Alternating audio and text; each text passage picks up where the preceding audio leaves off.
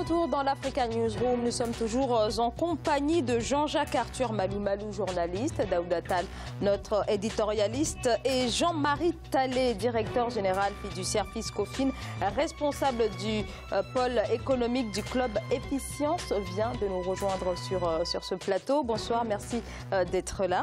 Merci infiniment et bonsoir à tous. Alors on continue de débattre de l'actualité africaine. Tout de suite, le grand angle.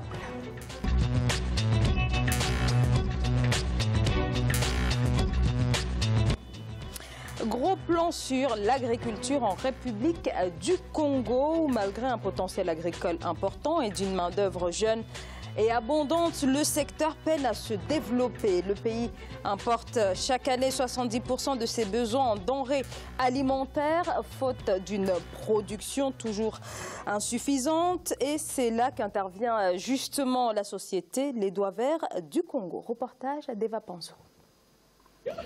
C'est pour répondre aux exigences d'une agriculture moderne que la société Les Doigts Verts Congo a bâti son expertise sur l'accompagnement des projets agricoles, la production et la commercialisation des aliments de bétail et des semences. Objectif, aider les acteurs de l'agroalimentaire à intensifier leur production grâce à des techniques plus productives visant à réduire des importations encore colossales. Aujourd'hui, dans notre assiette, qu'est-ce que nous mangeons? Ce que nous mangeons provient d'où? C'est cette réponse qui m'a permis de dire: nous devons avoir dans l'assiette des Congolais plus de production agricole venant des terres, de nos terres. Autour de moi, j'ai regardé qu'il y avait des jeunes ingénieurs, agronomes, que ce soit dans la production animale, qu'on pouvait utiliser. Ces jeunes aujourd'hui travaillent avec nous. Notons que grâce à un laboratoire d'analyse des sols, les ingénieurs agronomes de la société parviennent à identifier les terres favorables à une culture spécifique, garantissant une meilleure productivité. En vue d'une vulgarisation de l'information agricole, un magazine Agrimag et une application AgriApps Baloni ont été conçus. Le Congo est un pays producteur de pétrole et qui avait beaucoup d'autres ressources qui nous permettaient de développer notre économie. Mais le secteur agricole était un secteur où il n'y avait pratiquement personne qui pratiquait de l'agriculture en vue d'intensifier dans le sens large de l'agriculture. L'agriculture ne contribue qu'à environ 4% du PIB et selon le dernier recensement de l'agriculture couvrant la période 2014-2017, 34% de la population cultive la terre au Congo. Par ailleurs, la société Les Doigts Verts Congo vise une production agricole de qualité en vue de sa transformation à long terme. Donc le Congo, je le disais tout à l'heure, importe chaque année 70% de ses besoins en denrées alimentaires, ce qui correspond à environ 170 millions de dollars. Quels sont aujourd'hui les freins qui subsistent donc toujours autour de l'agriculture, du développement de l'agriculture congolaise? Alors, si vous posez la question comme ça, je pense que c'est peut-être une question qui serait peut-être à la fin, je dirais, pour répondre à la question, les véritables freins, les premiers freins, c'est le financement, et c'est l'innovation, et c'est surtout l'adaptation des nouvelles technologies ou les technologies qu'il faut pour l'agriculture. Ce que le Congo dit aujourd'hui, c'est valable pour toute l'Afrique. L'Afrique doit se reconnaître dans sa culture et consommer africain. Parce que l'Afrique est capable de produire africain et de produire ce qui va nourrir l'Afrique, ce qui peut nourrir l'Afrique. Donc le fait que M. Kunku, donc les Doigts Verts du Congo, révèlent cela, le disent et prennent les devants surtout pour être actifs, c'est d'abord une très bonne chose. Donc c'est une très bonne chose qu'ils le fassent. Mais les freins essentiels à cela, c'est le manque de vision de nos gouvernements. Ça, c'est d'abord l'élément essentiel. Ces gouvernements africains n'ont pas compris que l'agriculture était le premier secteur de forte croissance. Deuxième élément, c'est malheureusement le financement, donc les accompagnements en termes de financement. Et l'encadrement. Donc, quand on dit l'encadrement, ça veut dire les compétences professionnelles. On ne forme pas suffisamment, ou quand on forme suffisamment de manière professionnelle les Africains pour faire de l'agriculture, c'est de manière, on le laisse sous-entendre de manière péjorative la tendance vers le secteur agricole.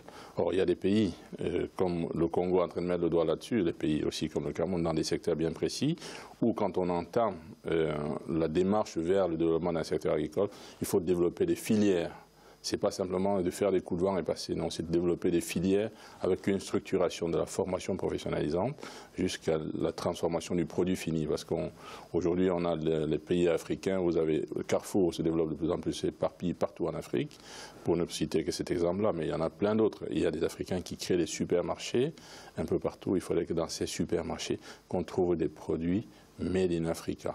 Produits, matières premières transformées, produits finis africains en Afrique pour nourrir les populations africaines. Donc c'est malheureusement le manque d'initiative, le manque de vision de nos différents gouvernements qui est le premier frein. Daouda Tall, vous êtes d'accord avec ce manque de vision que dénonce Jean-Marie Talley? Oui, je crois qu'il y a de ça. Il y a un manque de vision, certainement, mais il y a aussi un défaut de mise en œuvre d'un certain nombre de politiques publiques, parce que, bon, ils ont tous des ministères de l'agriculture, etc. Ils ont parfois des plans de développement, mais après, là où ça pose problème souvent, c'est la mise en œuvre. Comment est-ce qu'on met en œuvre de manière à obtenir des impacts importants bon, on a les compétences en Afrique, bien entendu, au Congo. Après, il faudra lutter un petit peu contre la corruption, assurer un suivi important et dynamique de la politique publique en matière agricole qui est mise en œuvre. Je crois que ça, c'est des éléments importants. Mais vous ne pouvez pas développer un pays sans développer l'agriculture.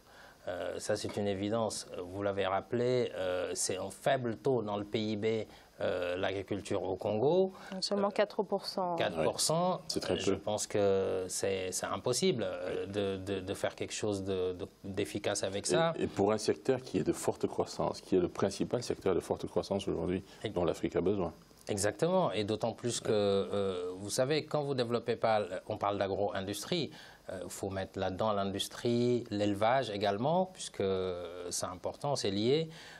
Quand vous ne développez pas le secteur agricole, vous allez importer les denrées que vous consommez. Et l'importation, ça accentue le déficit de la balance commerciale. Tout à fait. Le déficit de la balance commerciale accentué, ça pose des problèmes pour pouvoir obtenir des devises et avoir une économie qui tourne en soi. Donc c'est quand même la base pour moi, en fait, de développer un secteur primaire, notamment l'agriculture. Voilà, en sachant que le développement du secteur agricole est aussi une affirmation de soi chez les Africains. Parce qu'en développant le secteur agricole, on développe tous les autres secteurs de l'économie.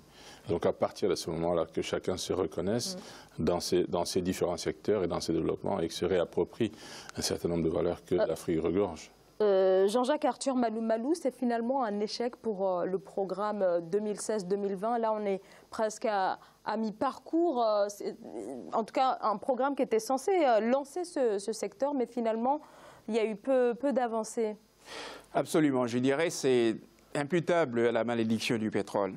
Parce que tant que le pétrole coule à flot, tant qu'il y a les caisses de l'État qui sont renflouées par les exportations pétrolières, ben on se dit c'est facile, c'est l'argent facile. On dit on va diversifier l'économie, mais passer de la parole à l'acte, c'est souvent compliqué.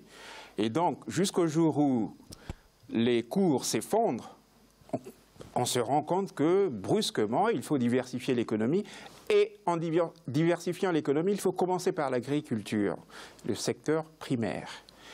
Les États-Unis, je le dis souvent, c'est la première puissance économique du monde, pour l'instant. Mais les États-Unis sont d'abord une puissance agricole. Et donc, il n'est pas normal que le Congo, qui a des terres arables à profusion, qui a des cours d'eau un peu partout, et qui a des compétences localement, ne soit pas en mesure de nourrir ses propres enfants avec ce qu'il produit. Et donc, ça, ce sont des choses à corriger. Je pense qu'il y a une prise de conscience maintenant au Congo. Et petit à petit, il y a des initiatives comme celles qu'on vient de voir et qui vont finalement, j'imagine, faire école pour faire en sorte que le Congo fasse un effort dans son cheminement vers l'autosuffisance alimentaire. Il n'est pas normal que ce pays dépense plus d'1 milliard de dollars par an pour ces importations alimentaires. Et bien évidemment, je rejoins ce que mes co-débatteurs disaient, ce qui vaut pour le Congo vaut pour beaucoup d'autres pays africains. Jean-Marie Tallet. Oui. Donc sur cette question, vous voyez acquiescer aux propos de Jean-Jacques Arthur. Oui, absolument, absolument. Mais il ne faudrait pas que l'initiative du jeune Congo, dont des doigts verts du Congo, soit la seule. Mais il faudrait que cette initiative-là soit répandue, éparpillée partout. En tout cas, que le gouvernement s'approprie cette initiative. Mais de l'autre côté, avec le développement des, un peu, j'allais dire, éhontés, comme on dit, développement agricole ou développement de l'agro-industrie, on utilise un petit peu tout et n'importe quoi en termes de pesticides, en termes d'engrais, en termes, et ça devient extrêmement nocif pour la santé. Et l'Afrique devient comme un laboratoire pour essayer un petit peu tout ça. Ce qui est interdit partout ailleurs dans le monde, on l'essaie en Afrique. Vous avez vu sur les images, je ne sais pas si vous l'avez bien vu, vous avez vu des belles carottes, toutes fines, on va dire très naturelles, à taille normale. Mais au départ, vous avez vu des carottes qui étaient extrêmement immenses. Alors, il faut se demander si c'est vraiment ça les vraies tailles des carottes. Donc à partir de là, que l'Afrique ne tombe pas non plus sur le coup du développement à tout va et qu'on fasse tout et n'importe quoi en Afrique. Maintenant, au niveau du développement du secteur, du moins le secteur pétrolier, effectivement, le Congo a pris conscience qu'il fallait peut-être, je dis bien peut-être, développer le secteur agricole, mais il faut aussi y mettre les moyens. Alors, au niveau du pétrole, on est en train de vouloir augmenter les quantités de production des barils. Je pense que ça passe peut-être de 250 à 300 000 productions de barils par jour. Mais il faudrait que l'argent dégagé de tout ça, comme l'a dit Jean-Jacques tout à l'heure, mais cet argent-là, qu'on puisse le mettre à profit via le développement du secteur agricole, financer la formation qualificative des jeunes. Les jeunes doivent avoir des formations avec des qualifications à la clé. Et à partir de là, enlever de l'esprit des Africains que faire de l'agriculture n'est pas faire une activité normale. Ce n'est pas une activité rabaissante. Ici, on vit du secteur agricole. Les agriculteurs, quand ils descendent dans la rue, ils bloquent un pays tout entier. Quand ils n'agissent pas, quand ils ne travaillent pas, aucune économie ne marche. Il faudrait que les Africains se prennent en main, qu'on tombe des costumes cravates avec tous les grands diplômes, parce qu'on est dans la culture de la diplomite en Afrique, qu'on tombe un peu tout ça et qu'avec tout ce qu'on a acquis dans les grandes universités, qu'on soit capable de rentrer, faire de l'agro-industrie, dans sa part de l'agriculture basique, dans le secteur primaire, au développement industriel. Et c'est possible. C'est possible. Daouda Tahal, est-ce que justement les autorités congolaises, notamment, font assez pour valoriser ce secteur qui bénéficie encore d'une image, en tout cas pas très reluisante sur le continent? Non, clairement non. C'est insuffisant, bien entendu, sinon on n'en serait pas à cette situation-là. L'Afrique, c'est effectivement 60% des terres arables. Donc c'est l'Afrique qui peut nourrir le monde. Après, vous avez tous les investisseurs qui vont dans l'agroalimentaire pour acheter des terres, etc. Mais il faut que ce soit des entreprises nationales, ou bien celles-ci s'associent avec des entreprises nationales pour pouvoir développer ça. Mais je crois que si déjà le Congo a un objectif d'atteindre l'autosuffisance alimentaire, c'est déjà un bel objectif. Je ne parle pas d'exportation parce qu'il ne faut pas rêver aujourd'hui. Jean-Marie Tallet parlait justement de l'utilisation des pesticides. En Europe, on le sait très bien, l'utilisation des pesticides permet de gagner un rendement. Et donc, vous avez des produits européens qui, arrivés sur le marché africain, des produits agricoles deviennent moins chers que ce qui est produit localement. Et ça pose problème, ça tue les agriculteurs locaux. Et un élément là-dessus, c'est qu'il faut qu'on renégocie aussi les accords avec l'Union européenne. Je pense que c'est nécessaire. Pourquoi? Parce qu'il y a ce qu'on appelle la conditionnalité de l'aide publique au développement. Si vous fermez les marchés, vous ne touchez plus l'aide publique au développement. Alors que l'aide publique au développement, on le sait, n'est pas efficace. Ça, les donneurs comme ceux qui reçoivent l'aide sont d'accord là-dessus. Mais du coup, on ouvre les marchés, on permet à l'agriculture européenne d'être exportée vers l'Afrique, de manière moins coûteuse que ce qui est produit localement. Comment voulez-vous développer l'agriculture dans ces conditions-là? Il y a ce qu'on peut appeler l'incohérence des politiques de développement. Vous ne pouvez pas atteindre l'autosuffisance alimentaire si vos populations n'achètent pas localement, parce que c'est plus cher que ce qui est importé. C'est un gros problème, donc il y a... Voilà, le problème, il est vaste. Il faut aussi renégocier les accords. Et ça, c'est de la responsabilité des dirigeants. Avec la lutte contre la contrebande. Parce que tout ça, l'augmentation des prix des importations, crée la contrebande systématique. Jean-Jacques Arthur Malou, vous vouliez intervenir? En ce qui concerne les accords, j'aimerais préciser quand même que l'agriculture en Europe est subventionnée par l'Union européenne. Donc, je veux dire, les agriculteurs africains ne combattent pas avec les mêmes armes. Voilà. Tout à fait. Ici, c'est subventionné, ça tue les marchés africains une fois exportés sur le marché africain. Cela vaut aussi pour les États-Unis. Ce sont des agriculteurs qui sont subventionnés, alors que les agriculteurs africains ont du mal à conduire leurs activités du fait des difficultés habituelles. En fait, l'Afrique est un marché agricole pour d'autres pays, pour des pays développés, mais pas pour l'Afrique. C'est ce à quoi malheureusement on se rend compte aujourd'hui, on est soumis aujourd'hui, on est confronté à cela. Oui, il y a sans doute effectivement une question d'inéquité dans les moyens de production.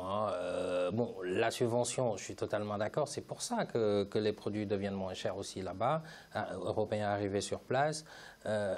Après, il faut voir les leviers sur lesquels on peut agir de manière très concrète. Peut-être qu'on ne peut pas interdire, demander à ce que l'Europe ne subventionne pas l'agriculture européenne, leurs agriculteurs. Là-dessus, ils sont, j'allais dire, autonomes là-dessus. Par contre, on peut mettre des mesures de protectionnisme sur un certain nombre de produits. Moi, je veux protéger une filière. Je refuse qu'on inonde le marché des mêmes denrées alors que moi, je veux protéger cette filière-là. Donc, à un moment donné, c'est une question de courage politique, et c'est ce que Jean-Marie Talley, je pense, disait aussi, manque de vision. Ça fait partie aussi de ça. Il faut avoir du courage politique de développer des stratégies économiques, faire du protectionnisme quand c'est nécessaire, mais on a les mains liées, on a l'impression. Merci beaucoup. On va marquer une courte pause. Restez avec nous, on revient dans quelques secondes.